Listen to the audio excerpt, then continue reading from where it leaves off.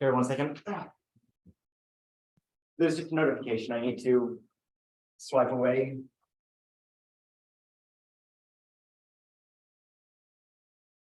It's amazing. The camera is following you around. Yeah, I don't know why it tracks so heavily. Oh, it's like a surveillance thing. All right. So for the rest of the students, we only had one student today. So I'm going to record this because I do want you to have continuity. So we have readings, we have discussions, we have a reading, we have a conversation. And apparently the first version I gave you of the audio from that I did instead of the class last time had the passcode cut off. So you had to go to the second one.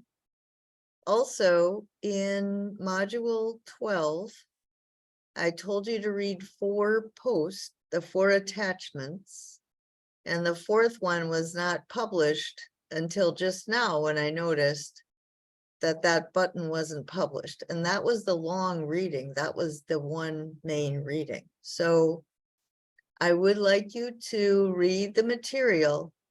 And then in your posts, I do want you to say that you read the material. You have to pledge that you read it.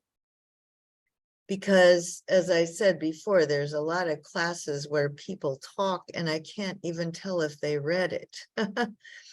Because, you know, talk about revenge or talk about depression or stress. Yeah, you can talk about it, but I want you to show me that you read something by somebody that is supposed to be able to give you a bigger idea of it. It's not something that you can just say off the top of your head. So please let me remind you, you must quote from 3 places before you come to class, so you're ready to talk about something specific from the reading as your starting point. And you do have to talk about reactions to what the other students said or something in class, and then your takeaway. So I think from now on, I'm going to record these, but I'll let you know and put it on a YouTube channel just because we're having too many classes that don't happen or there's not enough students. So I will have a whole series of YouTube videos from now on so that you can always go to them and get a sense that, yes, this class has a beginning, a middle, and an end. And so in the last video, I explained from the beginning how the course works together, how it fits together. So we started with the Greeks and Socrates and the loss of Athenian democracy. I think this is serious stuff because I think, well, it's a matter of fact that the organizations that track these things that have been doing so for a long time, for the first time ever, categorized the United States as a declining democracy. They've never done that before. So this is a red flag, and you just happen to be stepping into history at this moment. So I want you to be aware that the only thing you know so far in your life is not normal. It's abnormal. And you don't want to think of it as normal because then you're not going to worry about what old fogies like me worry about.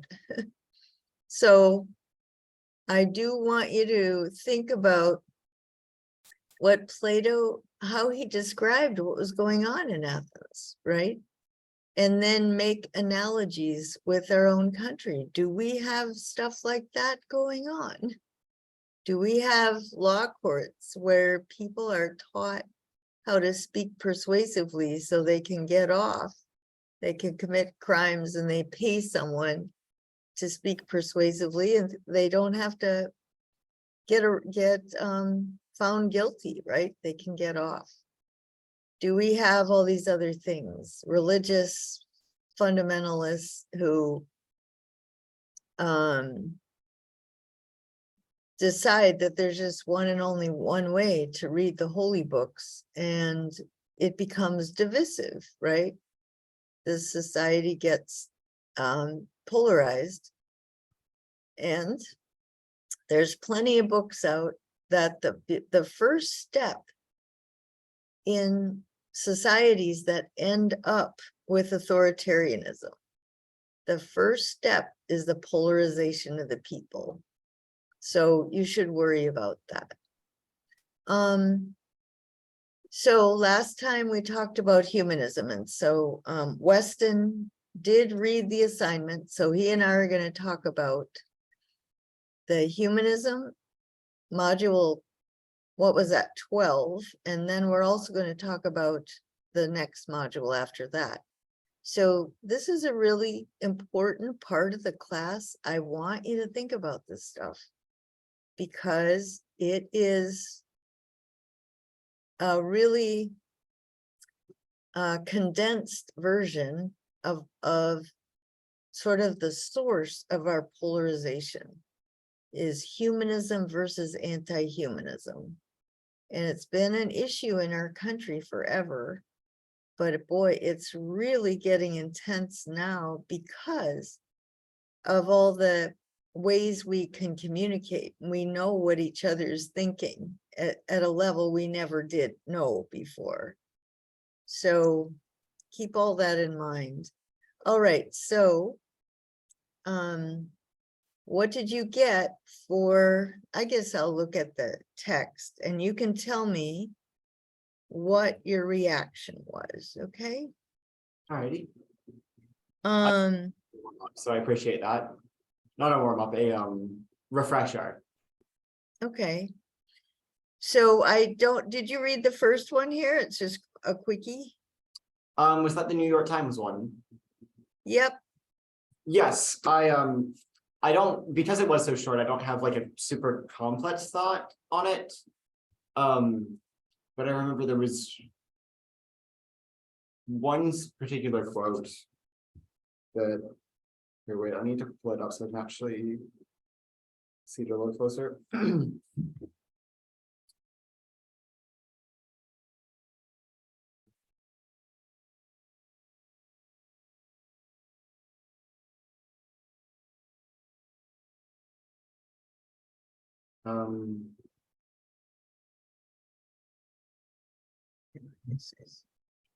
Okay.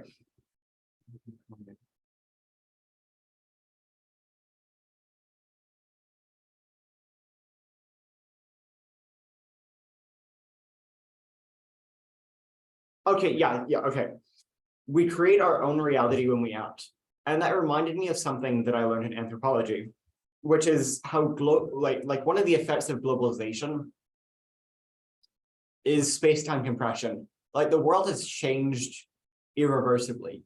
We now, places that are farther away aren't really as far because you can travel to them within days via plane. You can message them instantaneously. I'm about as far as away as you can get in the whole world, incidentally. And we're talking in real time. Which, like, we really, humans are capable of, altering things and like altering ways they perceive the world in either subtle or non-subtle ways. And it's really fascinating to me. Like, I nodded at words. Okay. I mean, the thing that's interesting is what you pointed out was something that's new, right? That we've changed things irreversibly. However, this quote is about something that's old, right? So Athens was supposedly a democracy But gradually, in the name of saving the world for democracy, they started to build an empire, right? Mhm. So the US is supposedly a democracy, but then this guy said, he criticized the Enlightenment. Mhm. He said, you believe what we call reality-based community, people who believe that solutions emerge from a judicious study of discernible reality. So the reporter says that he is committed to enlightened principles and empiricism. Though our founding fathers were raving Enlightenment folks and empiricists, and the Declaration of Independence is very much an empiricist document because it's using the method of scientific method to try and prove that King James is a tyrant. So it has facts, right? It says, let the facts tell the story, and then fact 1, fact 2, fact 3. So the reporter is committed to facts, right? And reasoning from the fact. And that's what Socrates wanted the jurors to do. He said, I'm going to tell you the facts about my life, and you can make your own conclusions. I'm not going to be a sophist who manipulate people in order to get what they want, right? I'm not. The sophists use language to gain power. They would say anything, right? They would distort, lie, deceive, manipulate, because it worked. And it got to the point where the jurors wanted to be manipulated and they resented it if Socrates didn't bring in his kids and try to make them feel sorry for him. You know, Socrates said, no, here's the fact, and you decide based on reason. So what did this guy say? He said, that's not the way the world works anymore. We're an empire now. And when we act, we create our own reality. And while you're studying that reality judiciously, as you will, we'll act again, creating other new realities, which you can study too. And that's how things will sort out. We're history's actors, and you, all of you, will be left to just study what we do. Does that remind you of what Athens did? Mhm. It's sort of, it doesn't sound like it's taking the time to deliberate. Not only that, that was 2002, right? 2004. Would you say it's getting worse, that we have fake news and we have people just trying to create their own reality? Absolutely. Okay. So why, go ahead. Oh, no, I'm sorry. I wanted to say something, but it's not relevant. Well, you know, so when I knew about this in 2004, do you think I'm surprised that it just keeps getting worse and worse? I mean, I'm not sure because, I mean, I think that like you can expect things to get worse, but even then you're not always sure how they'll get worse. And I think that there's a lot of things that have like a lot of new ways of spreading information and a lot of new technologies and a lot of new just cultural developments that things have gone like they have provided some ways of things being worse in a sense that you maybe couldn't have seen coming. Okay, good. Fox News, Russian bots. Yeah, there's lots of stuff. Yeah. But you're not surprised that there's a whole lot of people who think the US is an empire. They want it to be an empire, right? And they will rewrite our history, make any sort of claim they want, just to get everyone to believe that we're number one, or we need to get back to when we were number one, whatever, just like Athens, right? I mean, I don't think like the US rewriting its history is anything new, considering there's been, statues of colonizers and slave owners and the whole idea of Thanksgiving. And I feel like there's, while there are things that are educated about in school, I think there's a lot of deeper truth that they don't get to about, the whole situation with colonization or the civil rights movement or anything like that. Right. Like- And so that's what, you go to school to find this stuff out so you can think more critically about it, right? Yeah, if I may provide an example, Sure. last semester, my anthropology class, I got to, read an article and learn about how Martin Luther King Jr., there were a lot of things that he like preached that were just like ignored after he died, and people didn't like him when he was alive. There were people who, like, many people who wanted him dead. The government didn't really like him, but they were able to like cherry pick what he said and make it like just tone it down into just an anti-racism speech when it was so much more than that, and act as if, that had already been accomplished, when he knew that it would take time and like effort and generations for his goals to like truly be achieved. Right. Okay, so we're going to read his letter from a Birmingham jail in another day or two. So you can see. The thing that I get at, because I'm in philosophy, is I think it has a really good philosophy behind it. So then there's all the historical stuff. So it is interesting in your anthro class, you'll learn about the head of the FBI, J. Edgar Hoover. Oh, he just hated Martin Luther King. He was just out to get him. And then there were the people who wanted violence, the Black Panthers on one side.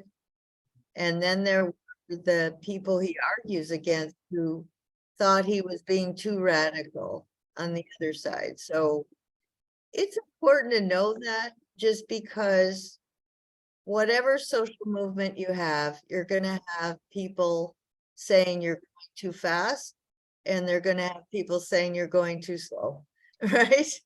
Yeah, now that you mentioned the point, the Black Panthers, I want to bring up a really interesting, you can stop me if this is getting too off topic, but a really interesting argument that I've heard, and that's that the Black Panthers actually were really helpful because they ended up like making the nonviolent protests look better to the, like, I guess, Yeah. more racist whites of the time, and Yeah. they made them like willing to hear that out. It's Yeah. just a thing of, the words are slipping me now. Unintended consequences. I mean, that works. Yeah. Okay, so the other thing you need to know is that's always true. Societies are so complex that you never know for sure what the ripple effects will be. And they're never, ever always good. And they're never, ever, exactly what you wanted. So you shouldn't be surprised if those things happen. You have to expect them and sort of account for them. That's all. Because anytime somebody goes, oh, that was an unexpected consequence, it doesn't mean that you shouldn't have done it, right? Mhm. It's were the consequences overall more positive than negative, right? Weston? Yeah. That's the question you should ask. Don't look for perfection in human affairs. You're never going to get it. I think that's a really good point to make. Okay, let's go with Corliss Lamont. I think the second one is really a shorter version of the third one. So, and then please remember to read the whole reading before next Wednesday. So Fourth first, module, not the fourth module, the fourth attachment from module 12. right. Yes, I will. Yeah, sorry. Okay, so number one point is the importance of philosophy. Yeah, it's the expression of the need to find significance and meaning in life and to integrate your life around a compelling view of human existence, right? Everyone adheres to a philosophy, whether he's conscious of it or not. This is important. Except that's why I like teaching college students, is because they haven't yet formed, or solidified a philosophy, and coming to college is supposed to blow your mind, right? And make you reconsider all this stuff. That's why I like teaching, obviously, college students. So it includes a view of nature, human nature, society, and values, and to combine theory and practice. So it's an explanation for what you want to do and why you want to do it. And so at this point in your life, you have to start making some decisions about what you're going to do with your life. It's when you start really being creative, because the ultimate creative act is creating your life. And so that was the first point, is that philosophy is important, whether people care about it or not. And the Western tradition, Jesus was the martyr in religion and Socrates was the martyr in philosophy. Okay, so what did you think of that point, number one? Like number one is in number one with all the subsections? Yeah, yeah. I mean, I think it's something that I really agree with, and I think I've made mentions specifically towards B in passing in class before, because I think philosophy is something that you can't, detach. Like any action you make is going to follow philosophy to some extent, regardless of, whether it's important or extreme. There's some like line of reasoning behind it, and I think line of reasoning is probably the simplest way to put what a philosophy is. And I think that it's really important to be aware of that, and aware of both the conscious, like the effects of your conscious thoughts and actions, as well as the subconscious effects that you have on yourself and things have on you.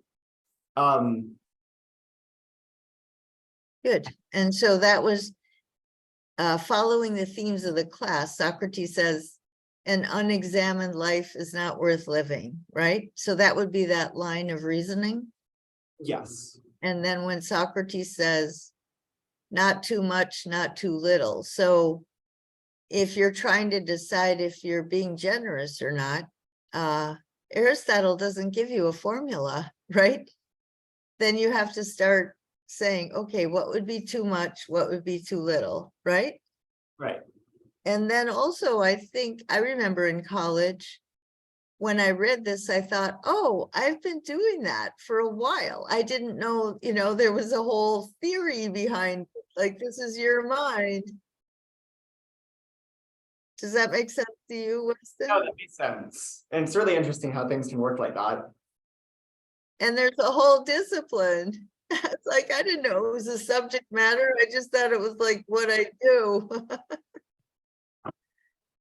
Okay, so it is a subject matter. It's a discipline to do it well. All right, so what is humanism? All right, this is long. It rejects supernatural influences, right? And it just says nature is constantly changing system.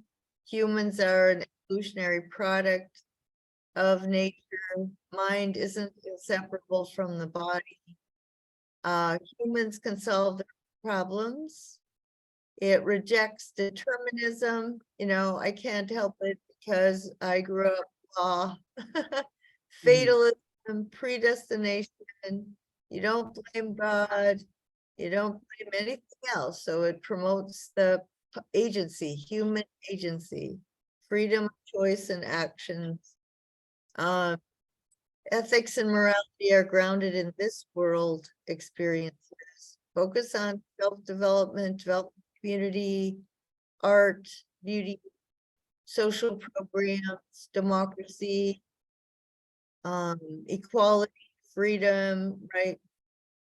Parliament, the rule of law, continually questioning yourself and others, avoiding a dogma. There's different names for it.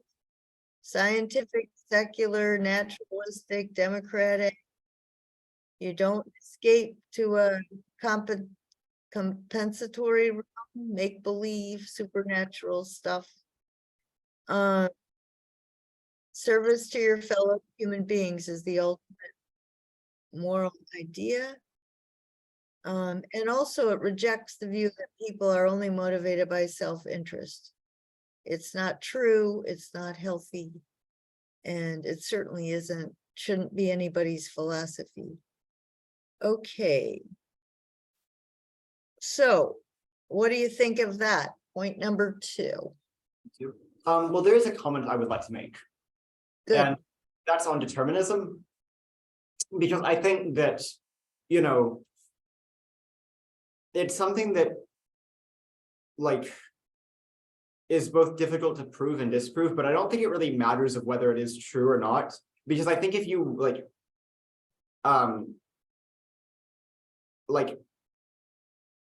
get habits in your brain to deliberate and think and try to reconsider things, like put yourself down the right path and like try to put others down the right path, then you will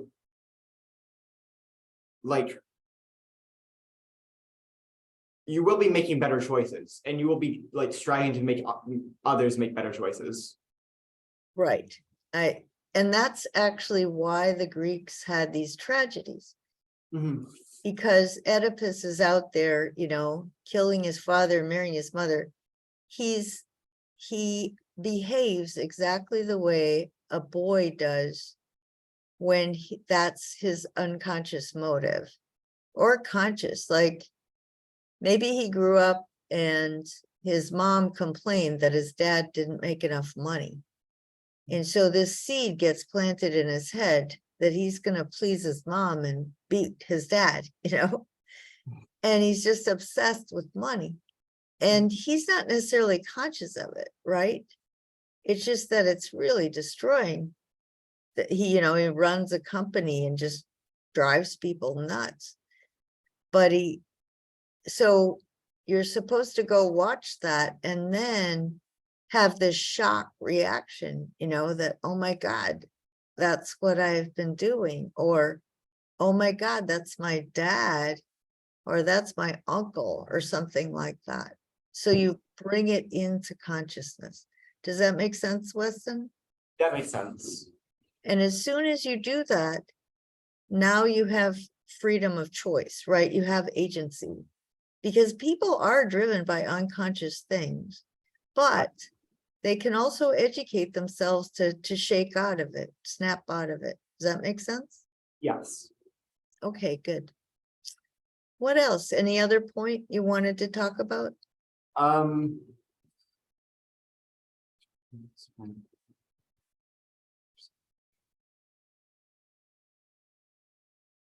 So I can either do 6A or 5E, because I have comments for both of those. Go ahead. So can you scroll down to 5E, please? Oh, sure. Let me just talk through it. Okay. So what would your average American think that our founding fathers were humanists? Or would they think, no, they're Christians? I'm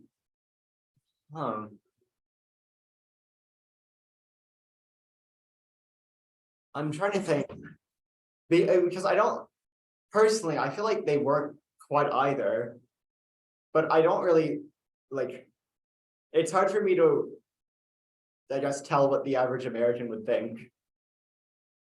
Okay. So, as a matter of fact, right, the United States was going to be the first humanistic society. Oh. And the founders were they were religious heretics. Okay. It wasn't that they weren't Christian or they didn't believe in God, but they had heretical points of view. They were non-traditional Christians. Yeah. And they were definitely humanists. That's why they were non-traditional, because the traditional one is we are born a sinner, right? And you have to have the grace of God, and you better get to church and pray like Jesus or you will sin, right? And our founders were definitely not that. They really thought God gave us reason and we're supposed to use it. And we're supposed to dedicate ourselves, right, to lifting up other human beings. And so they're writing the Declaration, they're creating a science of government. That's what they said they were doing. And they're totally ecstatic about this, right? They can finally progress into the Enlightenment. And Thomas Jefferson, for example, he was a Unitarian. So a number of them were Unitarians, which means they didn't believe in the Trinity. Well, there are a lot of, Americans who would think if you don't believe in the Trinity, you're a raving atheist, right? And then you tell them, well, actually, a number of our founders were Unitarians, okay?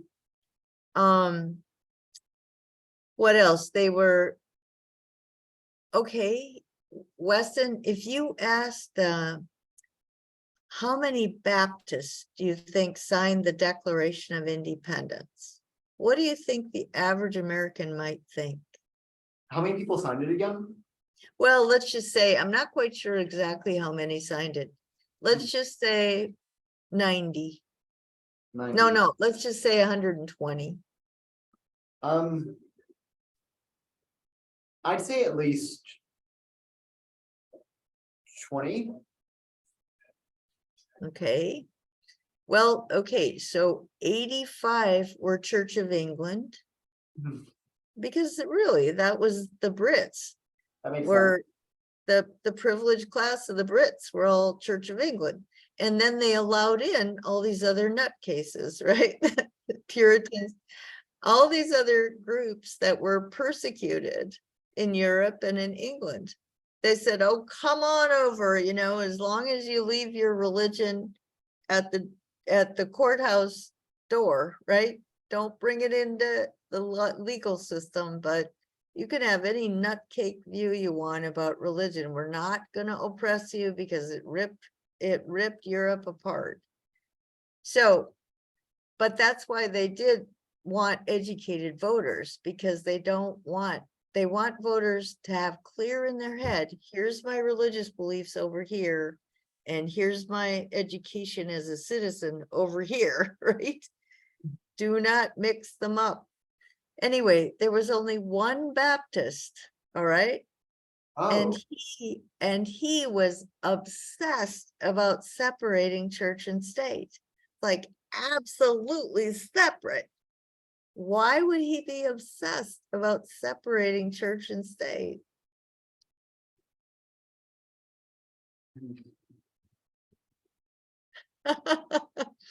Isn't that crazy, Weston? That is not the story you usually hear, is it?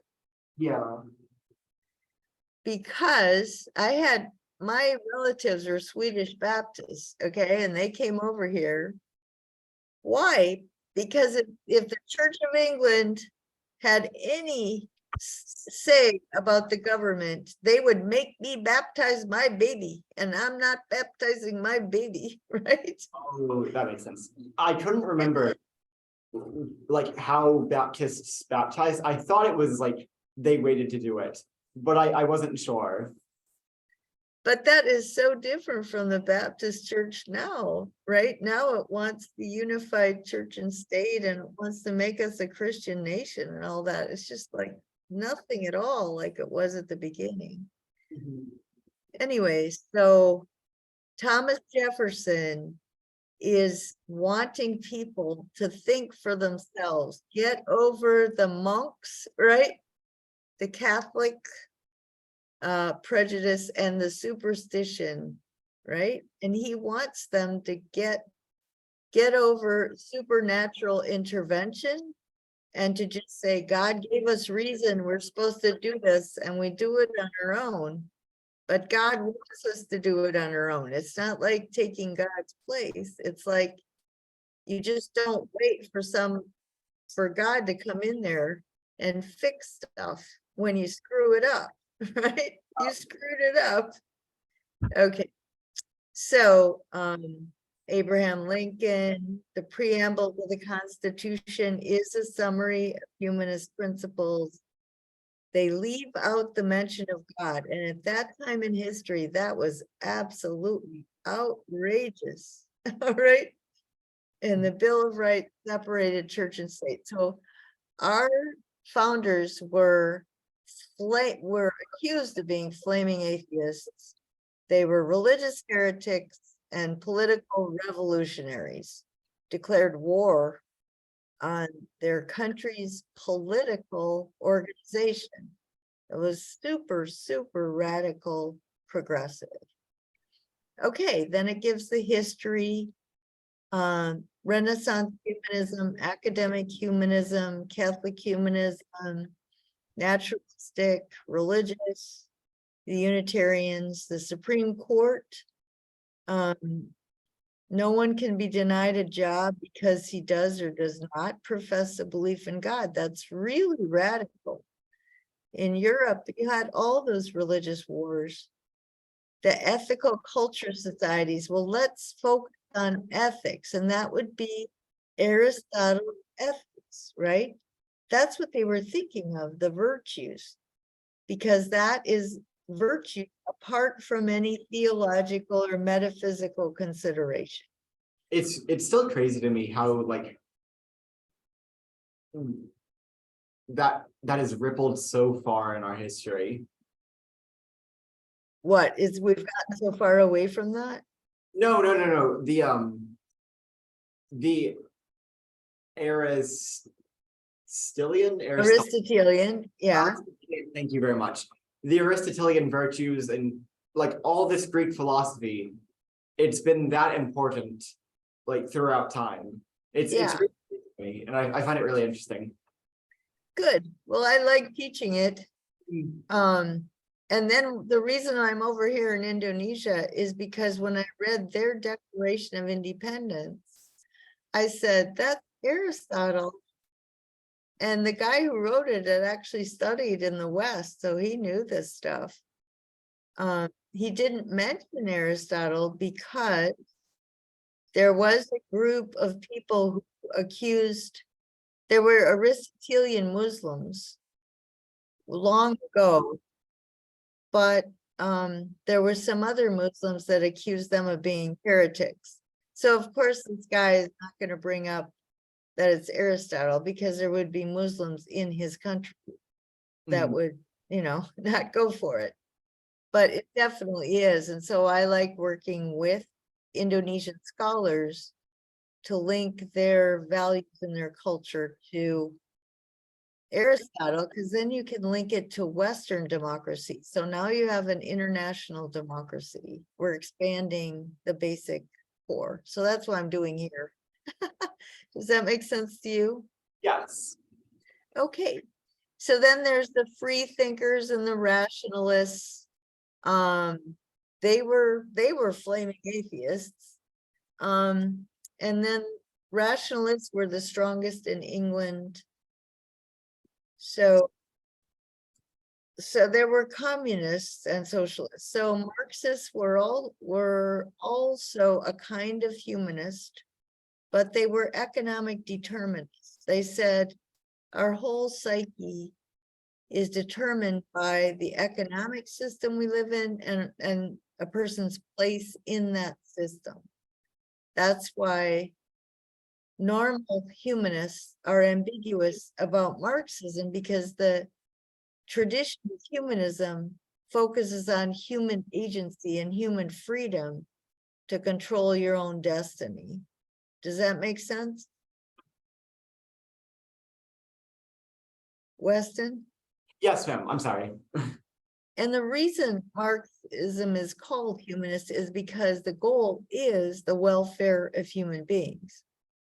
It's just that the foundation of it is not traditional humanism at all. So then 1941, they go with international, they're expanding. And they're always fighting off this stereotype that they're low-minded, right? It just means we can go have sex with whoever we want or physical pleasures, right? It's not. And that's why when they say spiritual values, I talk about the Greeks as spiritual humanism, which is living for the sake of something greater than yourself. All right. So you didn't have anything written down for that, is that right? Was that 4? I think that was, yeah.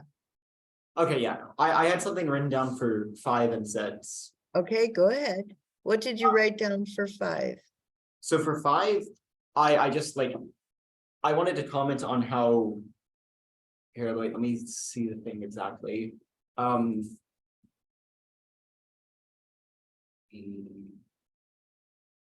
Yeah, humanism rejects a dualistic split between nature and humanity. And I find that really interesting because it goes back to another topic that I find interesting, which is linguistic anthropology, which is something I'm hoping to take a class in, because the way our language works like vastly shapes how we think and how we feel, because language reinforces this split between humanity and nature and humanity and other animals. And it's not like we are separate in a sense, but humans are, you know, they're not some like, I'm trying to think of how to put this. I'm not really sure, but we're not cut off. We shouldn't, we're yeah, not cut we off. can't just destroy the planet. Yeah, we're acting like we can do that, and it's not good. That again was during the Enlightenment. There was this dualism because we were exploiting the earth. So we did have a view of reason as imposing its categories onto the natural world. And now that's being obviously replaced, but not quickly enough. All right. All right. And then what was your last comment? Was on number 6? Technology possibility. So technology possibilities for good or for evil, human well-being for everyone, bad ecological damage, overpopulation. This just goes back to an idea I find interesting, which is I think there are just certain things that humans shouldn't have control over, whether technological, based, whether faith-based. But I think humans should be treating each other equally and not trying to play God over one another or over nature. Good. So that would be, remember Socrates said the worst sin is pride or arrogance. Mm-hmm. Thinking you know more than you know, and then thinking you can abuse Mother Earth indefinitely, overstepping the bounds, right? So all of the vices are extremes. So it's an extreme in our relation to nature to exploit it forever. And it's an extreme when we treat other people as if we don't have a common humanity, because we obviously do, right? Yeah. It's an intellectual lie. It's intellectually dishonest to think you can treat another person as a tool in your project, right? Right. There is no argument for me thinking my humanity is so substantially different than someone else's that I can use them as a tool. You'll never get, you're off the rails at that point. So the other thing I wanted you to notice is 1933, religious humanists regard the universe as self-existing and not created, but they still call themselves religious, right? So religion can be dogmatic and anti-scientific, but it should not be. And so this is a new statement of religious humanism. So that's what they're preoccupied with. What is real religious humanism, right? In the 1973, they're not as obsessed with that, right? Mhm. It's more secular. Does that make sense? Yes. So they want to extend the uses of scientific method, right? They want science to keep moving forward. And then again, they criticize religion. We need a new view of religion. Okay. Yeah, they're always, but they, in a lot of ways, they don't identify as religious humanists. They're just critical of religion, right? Does that make sense? Mhm. Which They then, probably don't label themselves religious humanists. They're humanists and they're critical of religion. Does that make sense? yes. Okay, so you can see that our society is getting more secularized, but Mhm. also unfortunately more polarized between people for whom religion in some sense is part of their identity, and people who have given up religion in any sense from being part of their identity. Does that make sense? Yes. And the trouble is, we're not going to have a democracy, and we're not going to be able to take care of ourselves unless we bridge that gap and we really communicate and work together with people without worrying about whether their brand has the word religion in it, right? Mhm. So this is a big problem. Sexuality, of course, humanists are not as strict about sexuality, and that becomes a big problem. Okay, and that's a long list of stuff. So the trouble is, we don't have nearly enough class time Yeah. to cover everything, in the material, but okay, so that's that. And let me talk for a couple more minutes. And we're going to have to start with number 13. Because the 2000 manifesto starts being anti-religious. So you can see that this gap is growing. Yeah. Which, Making a comment about that. okay, go ahead. No, I can't remember exactly. Oh yeah, no, I say it now, but I don't want to tread this on too much. What? I know there was something you wanted to say, and I don't want to like No, go ahead. Go ahead. So here, let me quote it directly so I can do this properly.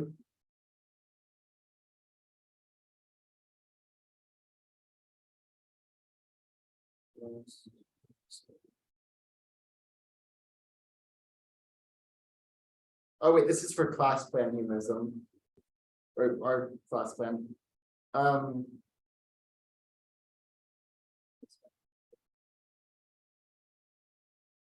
Yeah, for the Humanist Manifesto, I just made a note how we need other forms of knowledge. Like we don't need to accept all knowledge as, fact, but we shouldn't just.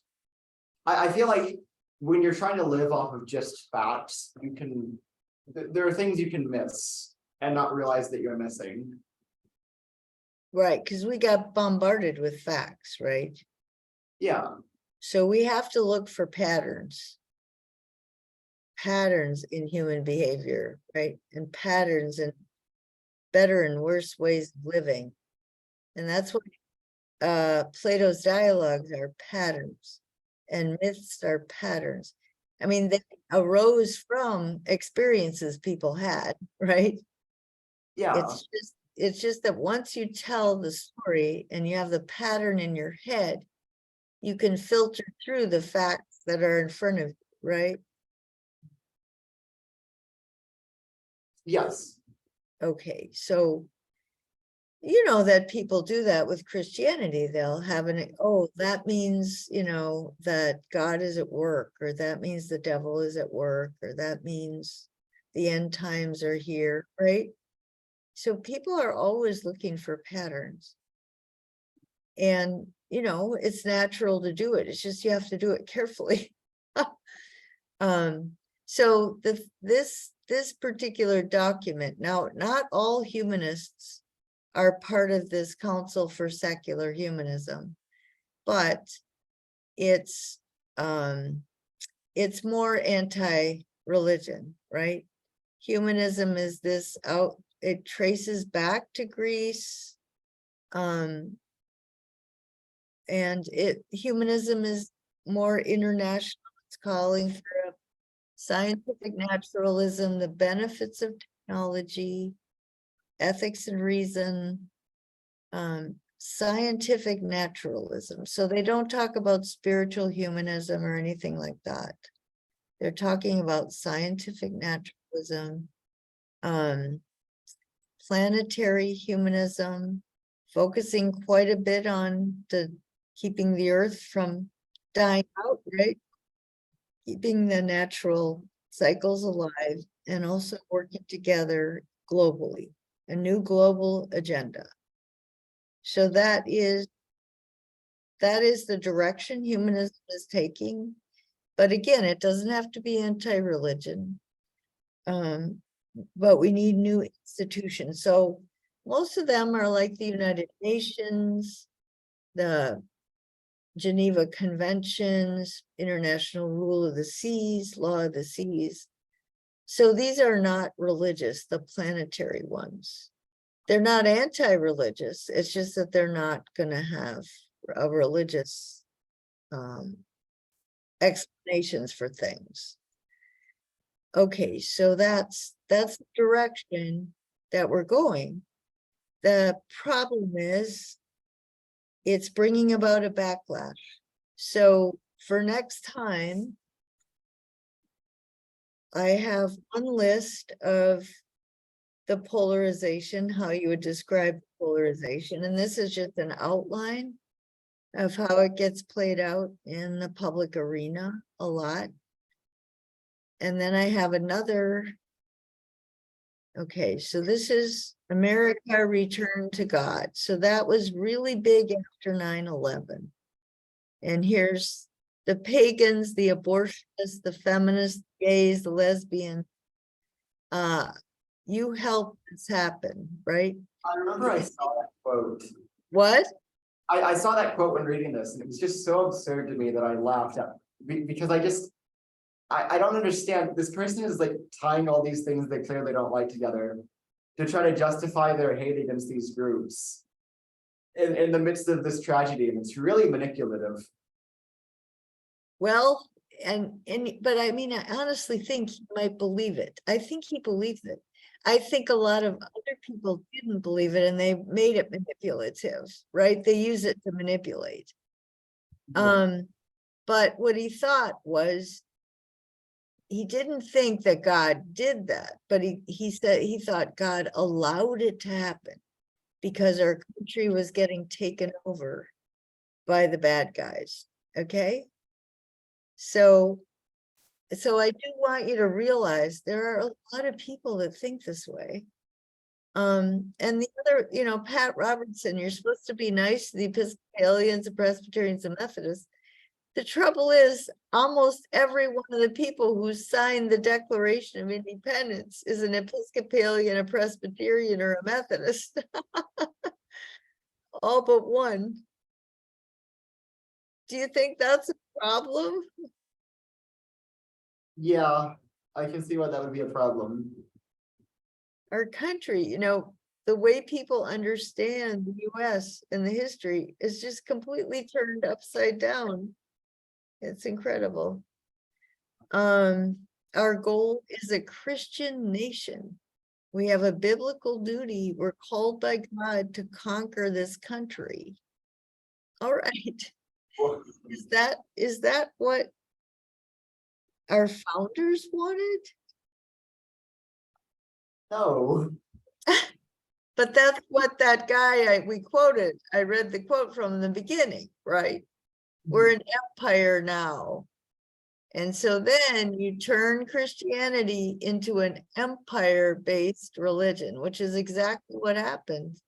They rewrote Christianity so it got linked in to politics. We're a Christian nation. Okay. All right. And then this is hard to read. It's Mr. Huckabee, but these are his values. So what's Christian is free enterprise. Keep the government out of capitalism. It's so pro-capitalist. And it's pro-military. And it's all right. So I guess we'll have to go over that again, but students really need to think about this because it's killing our political system. The abyss of socialism. We don't want to be a beacon of hope. We don't want to fall into the abyss of socialism. You know what the abyss of socialism is? It's government paid healthcare, Yeah.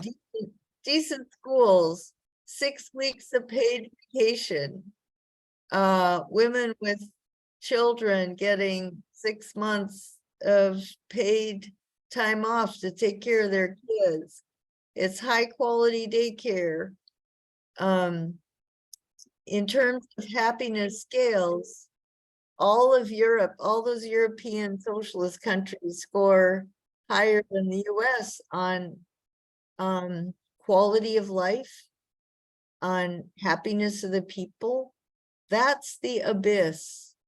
And God's way is free enterprise and keep the government out of it. Right, Weston? Yeah, it's just there's so many there's so many things that get said that are really just kind of almost crazy. Takes your breath away, doesn't it? Yeah, no, it does. Okay, and then missile. I mean, war is great because, you know, we're God's country. All right. So then I had this Pope Francis, because it is important that different Christians in our country really believe different things. So Francis is against religious bigotry and guilt by association, against every kind of fundamentalism. He's against delusions and extremism, even secular extremism, right? Or economic extremism. He's against both radical capitalism and radical socialism. He's against partisan bickering. Start addressing our problems. Stop punishing immigrants. Don't act on might makes right. Stop the global arms trade. End the death penalty. Address inequality by creating good jobs. Stop ignoring global climate change. So the point here is to say that some Christians are completely compatible with humanists and secular humanists, right?